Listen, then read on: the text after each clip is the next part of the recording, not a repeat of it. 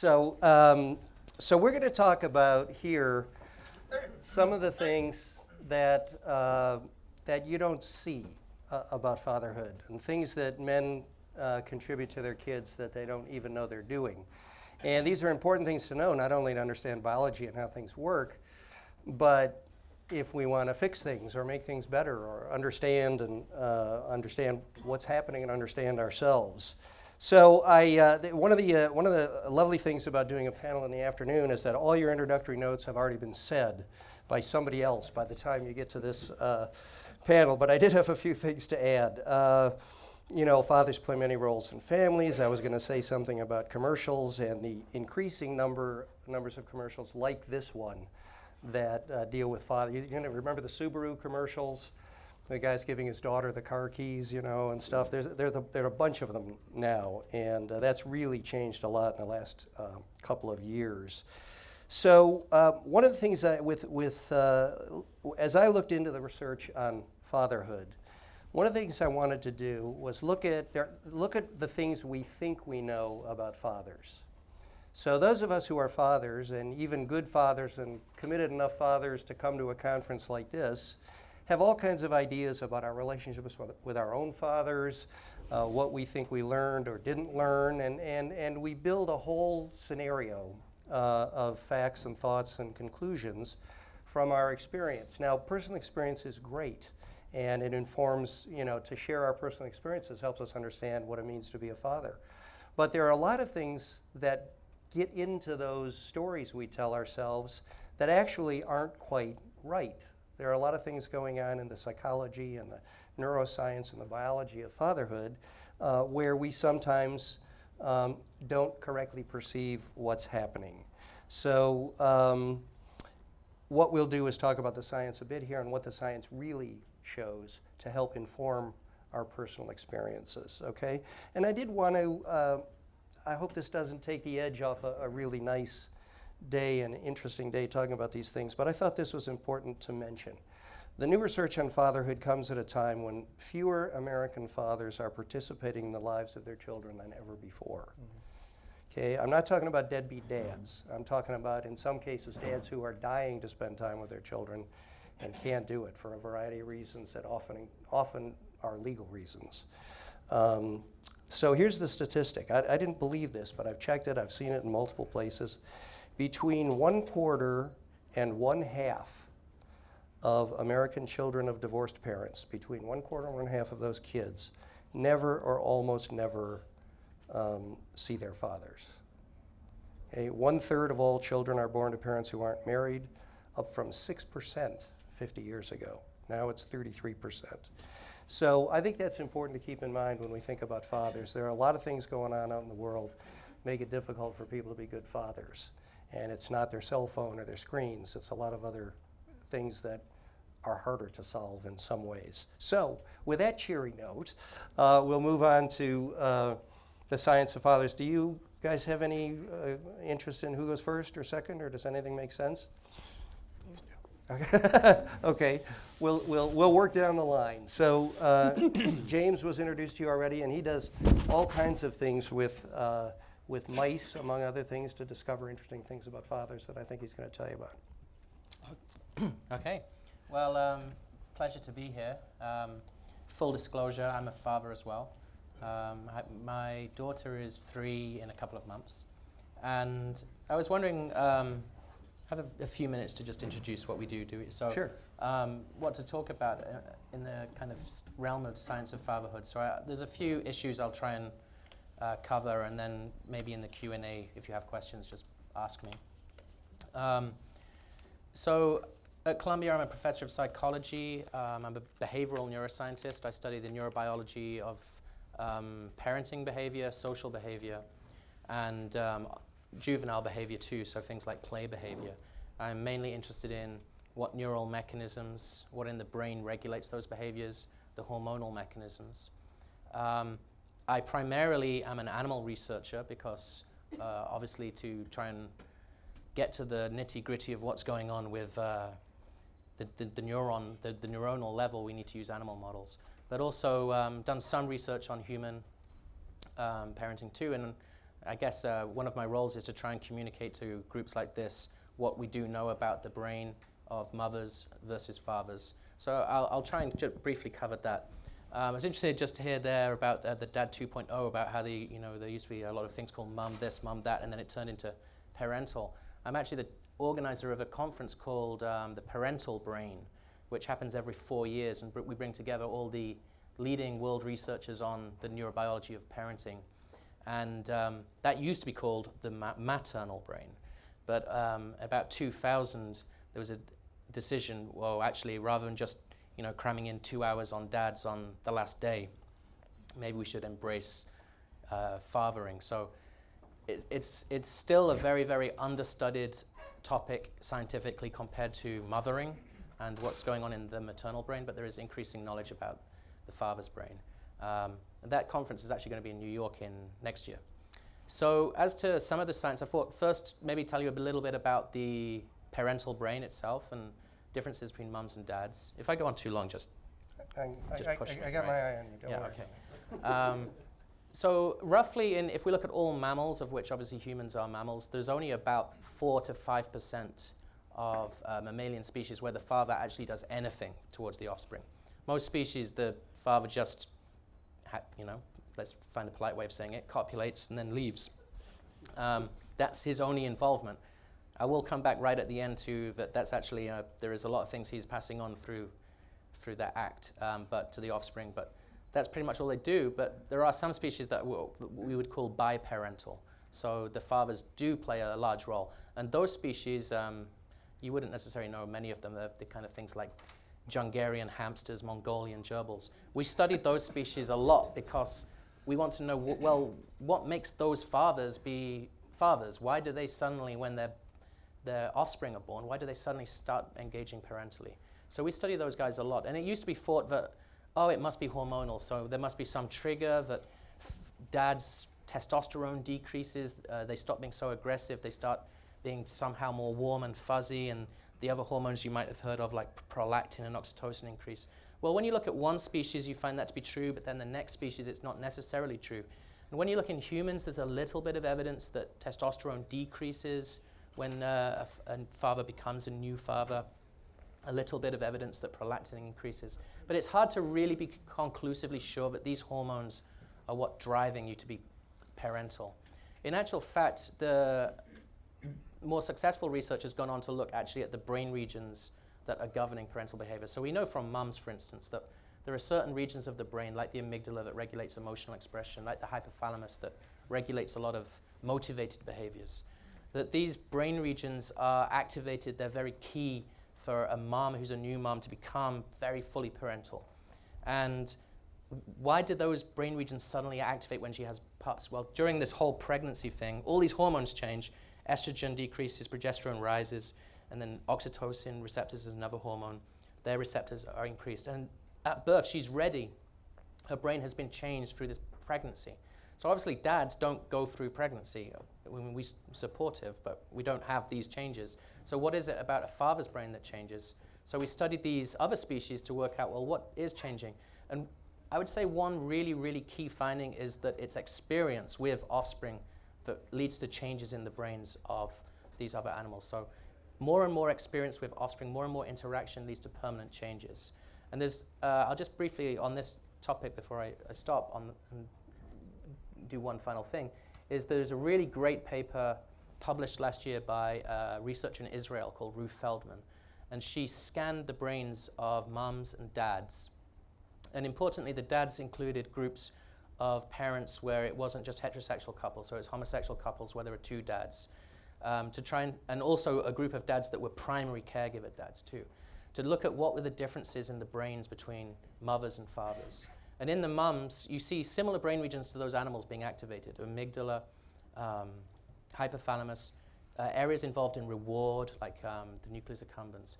But also in humans, you get more cortical areas of the brain, like a region called the superior temporal sulcus, another called the insula.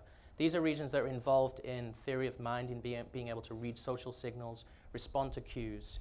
So that the regions of the brain that are activated when you're in a scanner and watching videos of your infant are regions that are involved in this kind of evolutionary primitive part of the brain regulating parental behavior, but also regions of the brain that really are kind of human specific for understanding what's the social needs of these individuals. Now, when you look at dads, it's those regions of the brain, the ones that recruit the theory of mind, they really, really, really are highly activated. So the dads are doing the same kind of ability to get to the same endpoint, which is to be a good carer, but they're recruiting these cognitive regions even more so. However, the primary caregiver dads are also activated to the same extent as the mums, those regions that are involved in primary motivation, drive, reward. So it's very interesting. There are subtle differences.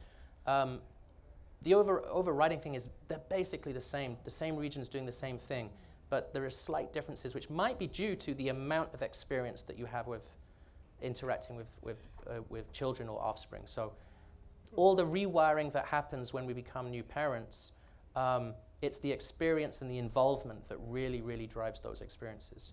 Should I leave the passing things on to maybe a Q&A? You got a few more minutes. Okay, Go ahead. Yeah. so that's one theme I wanted to cover. Second theme that I actively do a lot in my own research is we study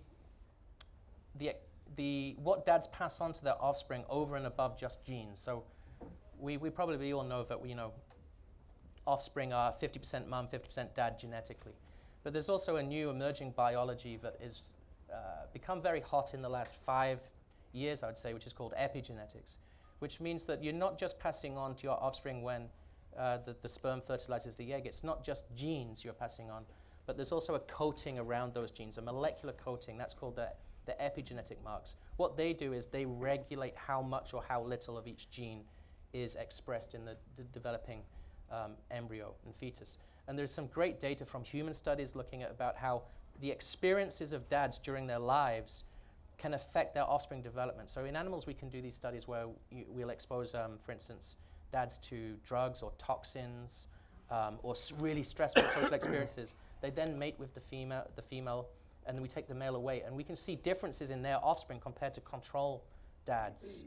And these must have come, or could get down tangents and cul-de-sacs, 99% likely to have come through the sperm, through these epigenetic marks. And in humans, we've seen some data showing that nutritional experiences of grandparents can affect not just their sons, but their sons. And there are these transgenerational cycles that are over and above the transgenerational cycles that maybe you'll hear about parenting and about how we model our fathers, our mothers, etc.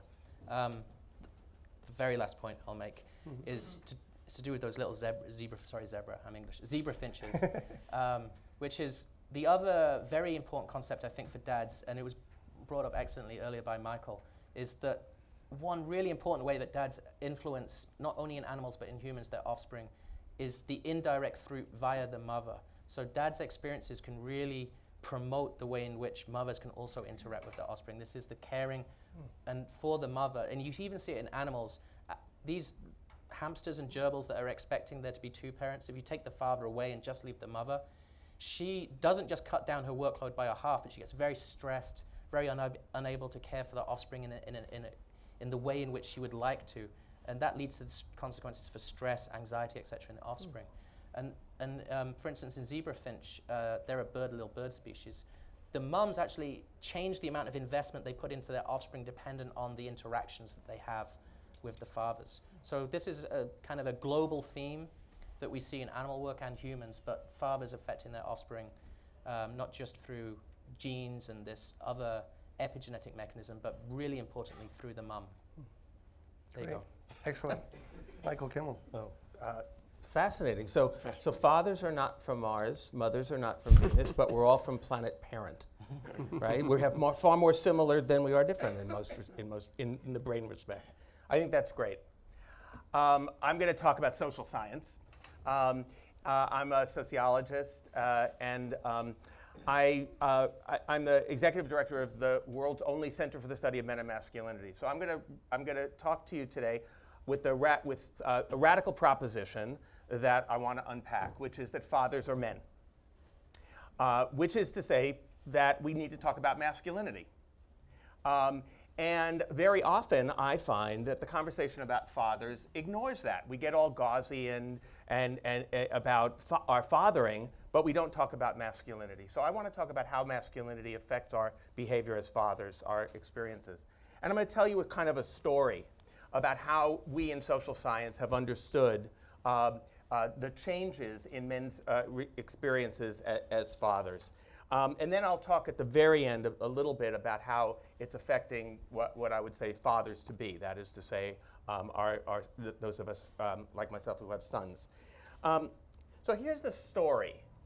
The story that we have told in social science about men. Now, before I even do that, let me ask you, I'll think for a moment. If I were to say to you, look in the mirror in the morning and you say to yourself, you are a good man. You're a good man. At your funeral, you want it to be said of you, he was a good man. What are the things that are coming into your head right now? What are the ideas that are coming into your mind? Believe me, I've done this with tens of thousands of men of all different ages, and here's what I hear. Integrity, honor, responsibility, doing the right thing, being a protector, being a provider, right? So these are the ideas that people have, standing up for the little guy. These are the ideals that we have when you think of what it means to be a good man. So I ask guys, where do you get those ideas? And what they say is, well, it's just there. It's everywhere. It's biblical. It's Shakespearean. It's Homeric. It's the eternal essence of what it means to be, what ethical manhood means, right? So put that over here for a second. And now tell me if those same characteristics, traits, and ideas come into your head when I say to you, man up, be a real man. My guess is not. That then, when I ask those kinds of questions, what I get is, never show your feelings, be stoic, don't cry. That's number one. Play through pain, win at all costs, get rich, get laid. So those ideas are what. So if the first one I would call manhood, that essential idea. So then I ask guys, well, where did you hear those ideas? Be a man, and I'll tell you what they say. Number one, father. Number two, coach. Number three, my friends. Number four, my older brother. Number five, uncle. Finally, we get to moms, girls, and sisters, down at around 7, 8, and 9. So there's two things I want you to hear here. Number one, every one of us is always having a conversation between what we think it means to be a good man and what we think it means to be a real man. This is the story we have told for years about men and masculinity. That there is this kind of, and the story we've told about how we live with that is a story of a kind of growing divergence between what men think it means to be a real man, all those stoic masculinity ideas, and the idea of what we're actually doing in our lives. That the story is an increasing difference between the lives we're actually living and the ideas we have about being a real man. This was the story we told for years, that men were committed to that ideology. It never changed, but their behavior was completely different. They were acting in ways in the workplace, in their relationships with their families, that was completely different. This growing divergence, but the ideology remained constant. And what we have found, and now I'll shift that conversation a little bit to talk about as fathers, that has led to some wrinkles in men's increased family participation. Here's what the data seem to show, that over the past 20 or 30 years, men are spending far more time in their families. They are spending far more time doing in family life. They are actually walking their talk. That is to say, an equal percentage of men as women not only say that they would turn down a transfer or promotion if it meant spending more time away from their family, but actually do turn it down. First time, in 2011, first time we had that data that they were actually walking that talk. So men are doing more, but there's some wrinkles in this participation. For one thing, we social scientists, when we measure family participation, we measure housework and childcare like a unit, right? But men, in their behaviors, have begun to separate them. We are doing way more childcare, not so much more housework. That has led to the problem that some of you have probably bumped into, in which in many couples, dads are becoming the fun parent. Dad takes the kids to the park where they play soccer on Saturday morning, while mom cleans the breakfast dishes, makes the bed, does the laundry, fixes lunch. The kids come home and they say, "We had such a great time in the park with Dad. What an involved parent." Right? And her practices are completely invisible, right? So there are some wrinkles in this. There is a certain wrinkle, I think, for a large number of men between, you all have heard of this quality time idea. Those of us who, as a parent, I will say, we know that's a fraud. I'm a big believer in quantity time. Involved parenting is not some mystical state of being that you have to go off to the woods and chant and drum in order to nurture, but it's what we social scientists say, a set of practices. Nurturing and caring are things people do over and over and over again. You all know this. You know this, I mean, not to be too autobiographical, but you know this the 43rd time you are watching Toy Story with your then 6-year-old. And he leans into you and he says, "Oh, Daddy, this is so great. I love you so much." And what you know at that moment is, this would not have happened had I not watched Toy Story 42 other times. So all of those awe moments come from quantity time, from putting in the hours, doing the boring, repetitive household tasks that nobody gets a big award for. So that leads me then to rethink how then our behavior as fathers, how the conversation about fathers is implicated in our conversation about masculinity. As I said earlier, I think we have that conversation between what it means to be a man, what it means to be a real man, and what it means to be a good man. And here's the good news. I have 2 bits of news here that I think is altogether good. I'm a professor, and so that means I don't know if this is true for you, Jim, but temperamentally, I think we're optimists, because we have to believe that if I can engage my students to engage more critically with their world, their lives will be better for it. So that's an optimistic posture. So I have good news at the end. Here's the good news. Number 1, the news about young people, about fathers-to-be. I grew up in a world, my father's workplace looked very much like Don Draper's. I grew up expecting my workplace to look like Don Draper's, and it looks nothing like that. My son, who is now 16, thinks that is a laughable anachronism. He has no expectation his world would look like that, and no desire that it would. So here's the 3 things that I found out. I did a book some years ago called Guyland, which was about young men 16 to 26. And here's what we found out about young men, fathers-to-be. Number 1, they all assume, take for granted, that their wives will work outside the home and be just as committed to their careers as they are. That's number 1. Number 2, they assume, take for granted, that they will be really involved fathers, far more involved than their own fathers were. And number 3, and perhaps most important, they are far more adept, far more experienced with cross-sex friendships than any generation ever. I've been teaching at Stony Brook for 25 years. I ask my students every year, and I've asked this all over the country, how many of you, 25 years ago, I would ask, how many of you have a good friend of the opposite sex? I would get like 10% hands, because 25 years ago, as you know, that was like Harry met Sally, right? And you remember the scene, they're driving to New York. Very early in the movie, Harry says to Sally, women and men can't be friends because sex always gets in the way. She says, no, it doesn't. Yes, it does. They go back and forth. And do you remember what happens? Finally, she thinks she has him. And she says, so that means you can be friends if you're not attracted to her? Does anybody remember what Billy Crystal says then? He says, you pretty much want to nail them too. Like, you just can't. But now I go into classes and I say, is there anyone in the room who does not have a good friend of the opposite sex? And I never see a hand anymore. Young people today are far more experienced with opposite sex friendship than any generation ever. And this is terrific, because who do you make your friends with? What's the politics of friendship? You don't make friends with your boss. You don't make friends with servants. You make friends with your peers, with people you consider your equals. Young people are more experienced with gender equality in their everyday relationships than any generation in the history of the world. that cannot help but be good when they go to the workplace. And there will be in their experience in working in teams as colleagues, co-workers, teammates, that can't help but be good when they start families. So that's the good news about fathers to be. But now I'm going to tell you the good news about that story I told you.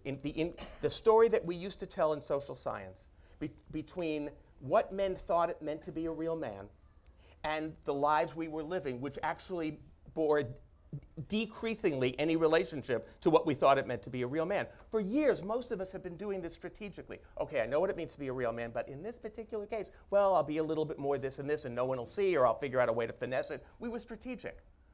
Well, the truth is, attitude surveys from 2011, 2012, and on have begun to show something that we've never seen before, which is a change in the ideology itself. It's not simply that here's the ideology of masculinity, you have to deal with it, and in some situations you won't want to, so you'll be strategic and figure out ways around it. The ideology itself is changing. The ideas, and the reason that I've been so happy to work with Dove Men Plus Care is because the ideology is changing exactly in the direction where that stoic model, that idea of never showing your feelings, of taking your own health and your own care, for granted, has begun to erode in dramatic fashion. Men now see this caring for others and self-care as part of what it means to be a man in ways that would have been unthinkable in at least my father's generation, perhaps even in my own. So that is the really good news from social science, is not just that our behaviors have changed, that everyone in this room knows, but the ideology that most men have about those behaviors has begun to change, and in the directions that suggest that greater caregiving is actually a sign of our manhood. Oh, nice. I had a shot at you this morning for an hour, so I'm going to take just a little bit of time. I'm also not a primary researcher or an academic. What I am is a popularizer of other people's research. So I've read Michael. Paul, your book has been enormously influential. To me, I learned about James through your book, right? And I made a pitch this morning for helping fathers' confidence by teaching them what science knows about fathering. I think this is important. It's not enough to just want to be a new kind of father and be passionate about it and maybe have 3 buddies or a blog. It actually isn't. We have to say these things are the demonstrated, proven, neurobiological, right? Or social science changes in culture and society and ideology, and that this isn't a new enthusiasm, the new fatherhood. This is a deeper understanding. I mean, there are things I want to take from this conference that I've picked up this morning that I want to share with my son and with my son-in-law, who I don't think is very clued in to the kinds of things he had from his upbringing. You have to be careful when you're the father-in-law. That said, there are things I think that would be helpful to him as a very loving father to his 2 daughters to know about what strengths he brings to the party. And that makes me want to take the moderator role for a moment and ask you, when you wrote Do Fathers Matter, what did you come away from all of the research that you wrote about and all the researchers you got to know? What did you come away thinking were the most important things? As you noticed, I gave you my handout when you came in, that I was trying, I cribbed some of your stuff. Happens all the time. But he's citing it. I gave you credit. But what did you come away thinking it was essential for a father to be a young father? What does he need to know about fathering? Well, the book is packed with a lot of information, as you Yeah. know. And what I usually tell people is some of this, any given reader, some of the things in the book are really going to speak to that reader, and some others maybe not so much. You know, we hope each reader picks and chooses what he or she likes and finds important from the book. And so, I mean, I think some of the, I've written about genetics for years and years and find it fascinating, and James and I had some great talks about some of these things. And, you know, along the lines of, I think rather than point out particular things that I think were most important, what was important to me, as I said in introducing the panel, was that there are a lot of things going on. We're all part of this cultural shift. We've got epigenetic markers on our genes and all these things going on that we don't know anything about. But they're important and they matter. So we can be more conscious. We can't do anything about our epigenetic marks, or maybe we can, but we can be more conscious of these things. And I think that's a helpful thing. I think the other thing is, you know, if I were to summarize the book in a couple of sentences, it That's might what be I'm after, something, yeah. not this particular piece of research that was important or something, but look at all this stuff we never heard about. Yeah. That to me was the surprise. You know, I didn't know if I'd have enough to write a book about this when I started. And I'd found a few things and I was interested, you know, and it turned, I mean, and volumes of things that I couldn't fit into the book, you know, just so much more research. So, you know, there were, you know, one of the things that we all know about fatherhood science, the one thing, if you ask any given person, is fathers are more likely to engage in rough and tumble play. That's what fathers do. They roll around on the floor. We all know that, you know.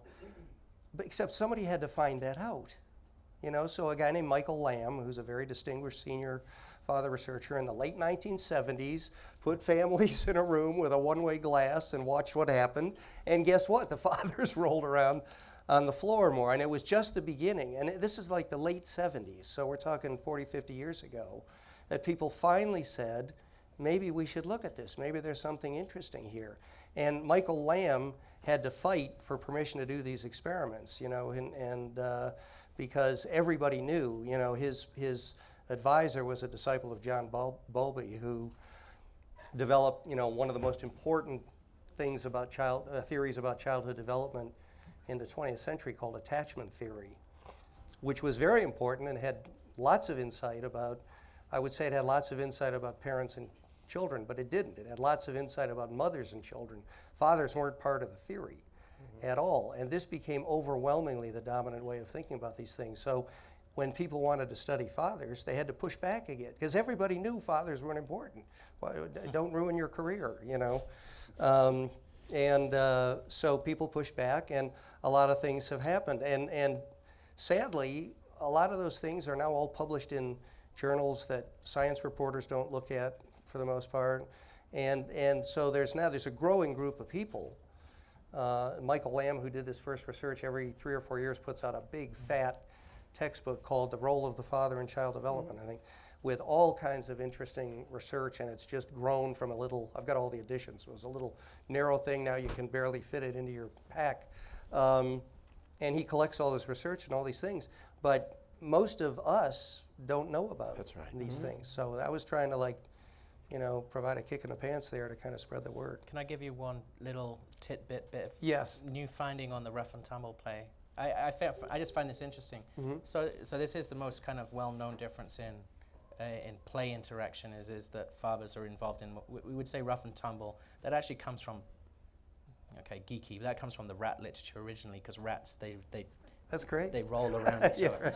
But we would say generally that fathers engage more in arousing and stimulating play. And play is, I'm a play, if such a thing as an evangelist exists. Play is so, like, it's super, super, super important for humans, animals.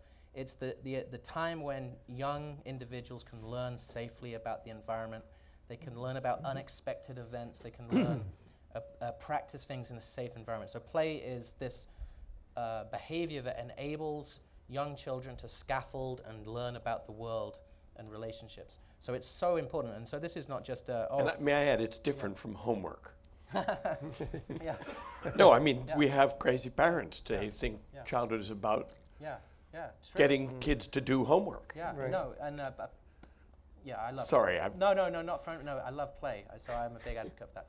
And there is this difference between mothers and fathers. But a recent finding again from Ruth Feldman's group is that if you give in the lab fathers 15 minutes to engage in this kind of rough and tumble play with their kids, then you take blood draws and look at the levels of oxytocin, which is this hormone, which it's too simple to say it's a hormone that promotes social bonding because it does many things.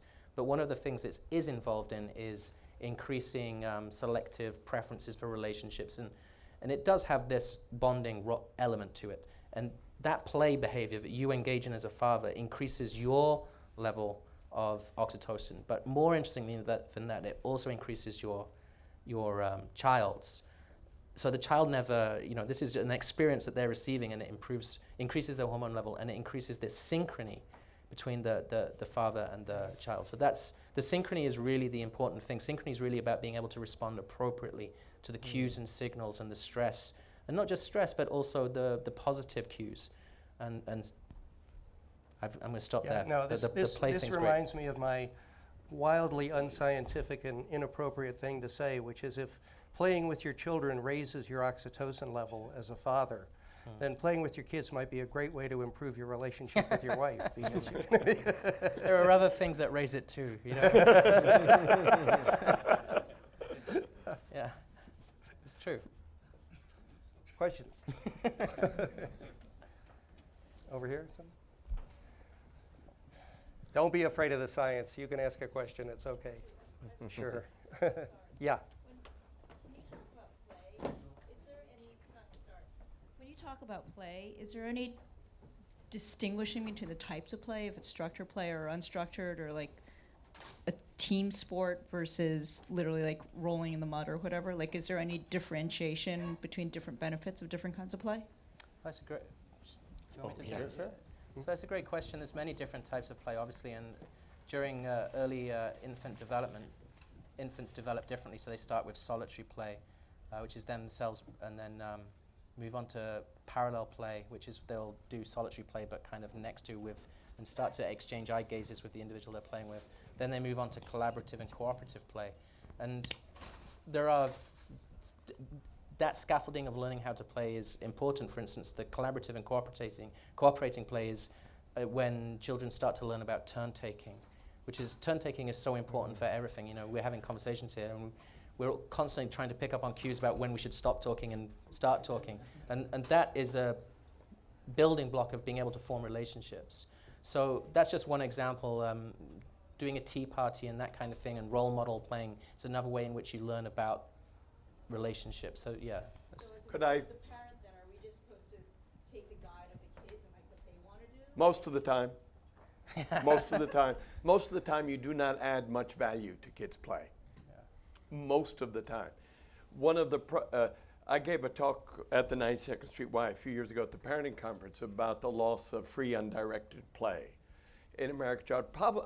I would argue the largest change in American childhood in the last 30 years has been the loss of neighborhood play and free undirected play. And it's been replaced by a lot of parental anxiety and homework and team sports, white lines and mown fields, which involve driving with your parents to the field, having your coach talk to you, stand in lines to do soccer drills, and then some free play and a drive back. The impact, I don't know about it on the neurobiological level, but I know on the psychological level is not at all the same as 2.5, 3 hours of free neighborhood play. It's just not the same. One of the things that I have found in fathers is that they are willing to fight for play. There's a fellow I met on the road who organized his street and wrote a little book about it called Playborhood. Not my favorite title, but he was trying to recreate something in the neighborhood, his own neighborhood, of the free play he'd known as a boy. And I think that fathers often appreciate the play, the free play of children in a somewhat different way than moms, because they're willing to accept a little higher level of risk. So in my book, It's a Boy, I talked about a kindergarten mother whose son was in a church kindergarten, And there's a big sloping field right behind the church, and all the boys in kindergarten had looked out the windows all day, and all they wanted to do was go play in that field. And the mothers organized themselves to create some time so the boys could get out of class and go down and play in the field. And they did that together, but then the mothers all watched the play and then interfered with it.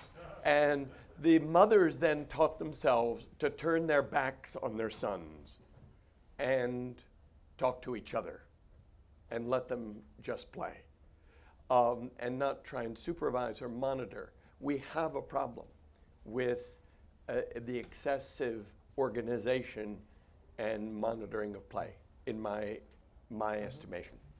It's true. Yeah, I agree. I'm just curious, when you were starting out your research, how much resistance did you face in researching fatherhood? Because this is reminding me of Masters of Sex, you know, where Really? where you pinpointed, you know, Masters and Johnson pinpointed, all right, it's about time somebody started researching sex. And this is reminding me of the same thing. It's about time somebody started researching fatherhood. So I'm just curious if you faced any resistance in this field. Let you go first. Oh, I've experienced none at all, but in trying to bring the questions about gender and masculinity into the conversation, we bump up against several things that inhibit, you know, the kind of work that we would want to do. So, for example, I'll just give you an example. So there are many ways in which men's lives are changing. One of them is around fatherhood, which we've been talking about. Another is about male friendships. And so I'll just tell you that a story. 25 years ago, a writer decided he wanted to write about men's friendships. And he went around and said to men, I'd like to interview you about, you know, your male friends. And the most common response that he got was, I'm not gay. Right? So if you want to talk about fatherhood, you want to talk about masculinity, you want to talk about friendship, you're going to bump up against homophobia. Everyone in this room has bumped up against homophobia when you've been like really involved with your children, and people think of that as a feminized activity, right? So nice to see men do, you know, babysitting or expressing their feminine side or any of those sorts of things which, you know, bombarded me in Prospect Park when my boy was little. You know, so what I'm saying is that the resistance one gets is the resistance of a culture that doesn't quite get what the science says, what Paul described as a growing body of research, right? So, and Michael and I were just talking about it when we were watching the video, and it seems like when the media, as they discovered fathers, who did they discover? Stay-at-home dads. As if that is the only conversation to be had about fathers. It's like that unusual, right? And there's a much bigger story to be told, and that's the one that I don't, you know, that I'm seeing happening now. But I personally have gotten resistance not from within the university. No one ever told me, well, that's not true. It's certainly a career ender to be a straight white man studying gender, right? You don't get lots of job offers. But on the other hand, I've gotten a lot of support for the kind of work that I do as well. Probably only from my own mother. But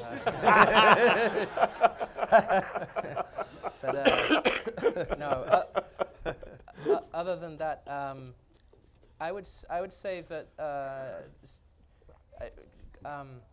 Michael earlier mentioned that the research on mothering to fathering is 6-to-1 ratio, and I was staggered by that because I would have thought it would be even wider than that. But I would say there's just been this overwhelming acknowledgement that fathers have not been studied sufficiently enough.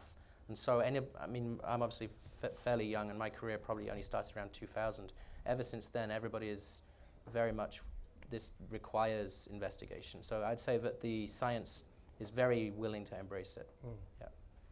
I'm really sorry to have to end this because clearly this is a conversation we could keep going. Thank you very much. This has been wonderful. Thank you.